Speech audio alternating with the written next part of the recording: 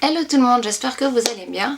Aujourd'hui j'ai donc l'idée de vous faire une petite vidéo expérience sur les gouttes de séchage. Alors déjà, qu'est-ce que sont les gouttes de séchage? Eh ben ce sont des gouttes qui se présentent souvent comme ça. Donc ça, j'ai celle de Essence ici. Donc avec une petite pipette, voilà, et qui se mettent sur le vernis, par-dessus le top coat, pour aider le vernis soi-disant à sécher plus vite. Voilà ce que disent les marques. Et donc moi j'ai toujours utilisé celle-là qui est de Essence, qui doit coûter quelque chose comme 3,95 €. Et ce qui m'a donné l'envie de faire ce test, c'est qu'au fait j'ai reçu il n'y a pas longtemps ces gouttes-là, qui sont les gouttes de chez Essie.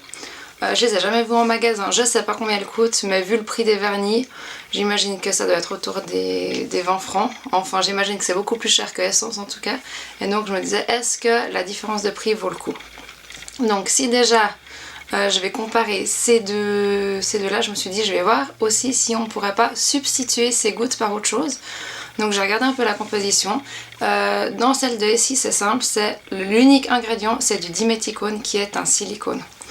Pour celle de Essence, il y a plusieurs ingrédients, plusieurs silicones, 3 sortes de silicones différents, dont aussi le diméthicone qu'on trouve chez Essie, de l'huile d'amande douce et un dérivé de vitamine E qui sert à conserver.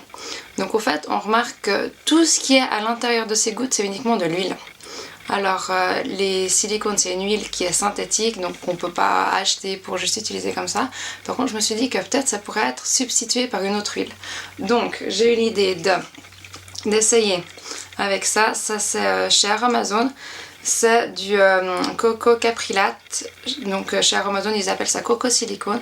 En fait c'est l'ingrédient qui est utilisé en cosmétique naturelle pour substituer les silicones qui sont pas naturels et qui sont très difficilement biodégradables. Et je me suis dit, si déjà j'essaye, on va aussi essayer avec de l'huile de tournesol, puisque c'est ce que tout le monde a chez soi. Et puis je me dis que si ça fonctionne aussi, bah pourquoi acheter des gouttes à 20 francs ou je ne sais combien alors qu'on peut utiliser simplement de l'huile de tournesol. Donc là j'ai 4 produits, j'ai 5 doigts que j'ai démaquillés, enfin dévernisés. Donc 5 doigts, donc je mettrai sur chaque doigt les gouttes, des gouttes différentes, et sur le dernier doigt rien du tout, pour quand même voir si ça se trouve ça n'a aucun effet, aucun de ces produits là. Ce que je vais faire, c'est mettre une couche de base, 2 couches de couleur et une couche de top coat comme je fais d'habitude. Et après je vais mettre voilà, sur chaque doigt un de ces produits là. Et puis tous les X temps je verrai, je vais faire une marque dessus pour voir s'il y a une différence. Peut-être mon pronostic quand même, ce que j'imagine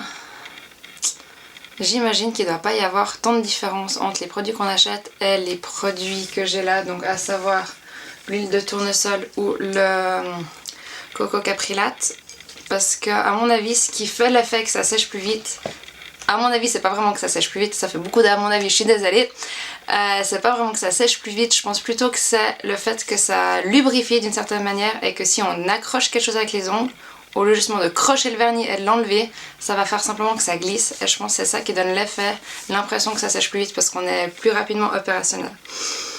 Donc on verra si j'ai raison, si l'huile de tournesol et l'autre, le coco caprylate, fonctionnent aussi bien. A plus tard pour le résultat.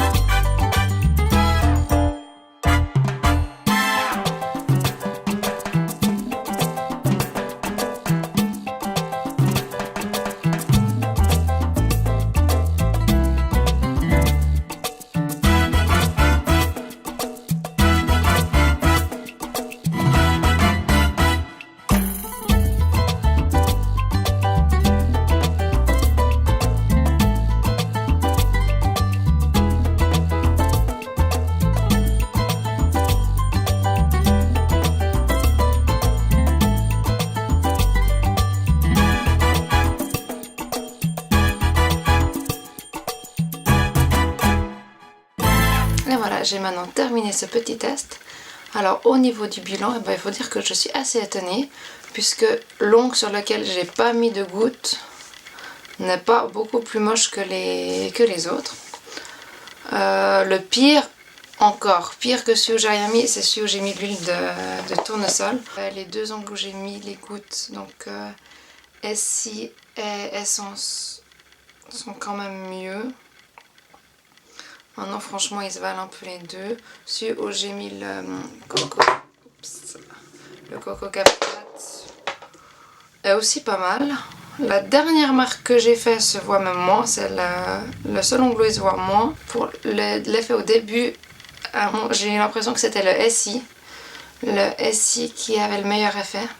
Et puis qu'après plus ça allait, plus c'était celui avec le Coco Capri Latte où on voyait le moins de traces. Finalement je sais pas à quel point c'est vraiment utile ces gouttes.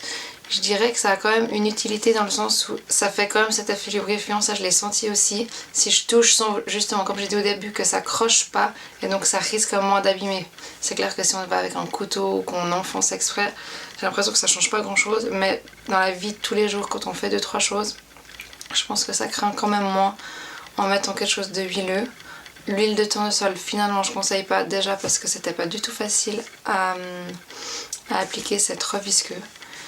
Et donc ça va pas sur tout l'ongle. Par contre le Coco Capri Latte pas mal.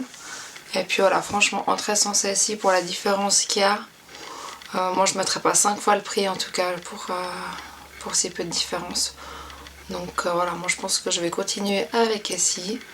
Éventuellement avec le Coco Capri Latte, pourquoi pas, parce que simplement c'est plus écolo, plus économique aussi. Donc voilà, dites-moi si vous utilisez ces gouttes, qu'est-ce que vous en pensez? Est-ce que vous attendiez ou pas à ces résultats? Voilà, je me réjouis de vos commentaires. Merci beaucoup, au revoir!